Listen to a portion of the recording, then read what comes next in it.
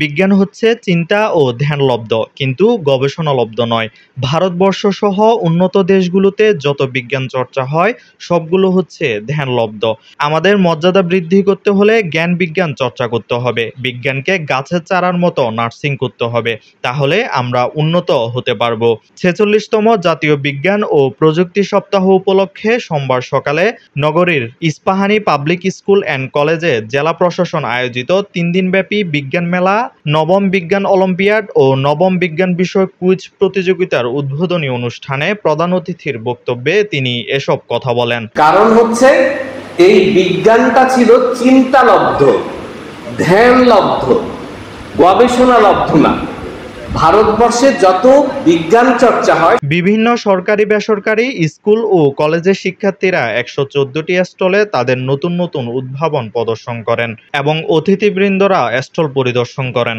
সভাপতির বক্তব্যে চট্টগ্রাম জেলা প্রশাসক ফরিদা খানম বলেন, বিজ্ঞান মনস্ক জাতি ছাড়া উন্নত দেশ গঠন সম্ভব নয়। শিক্ষা দীক্ষায় বিজ্ঞান মনস্ক হয়ে উঠলে আগামীতে সুখী সমৃদ্ধ উন্নত বাংলাদেশ বিনির্মাণ করতে পারব। এজন্য শিক্ষার্থীদের বিজ্ঞানের উপর আরো বেশি লেখাপড়া, চর্চা ও গবেষণা করতে হবে। 2 মাস পড়ার পরে আমার ভালো লাগলো না সায়েন্স, আমি ছেড়ে দিলাম, আর্টসে চলে আসলাম।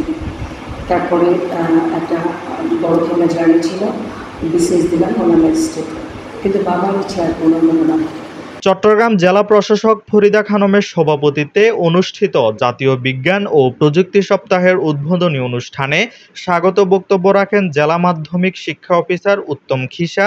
অন্যান্যের মধ্যে বক্তব্য রাখেন অতিরিক্ত জেলা প্রশাসক মোহাম্মদ শরীফ উদ্দিন, এম ইস্পাহানী লিমিটেডের পরিচালক Mirza Ali Ispahani, Ispahani public school and কলেজের রেক্টর ও chief coordinator lieutenant colonel Mohammad Moinul Islam Chowdhury ও ইস্পাহানী পাবলিক স্কুল অ্যান্ড কলেজের ভারপ্রাপ্ত অধ্যক্ষ আহমেদ শাহিন আল রাজি। এ সময় সরকারি বেসরকারি বিভিন্ন স্কুল কলেজের শিক্ষক শিক্ষার্থীরা অনুষ্ঠানে উপস্থিত ছিলেন।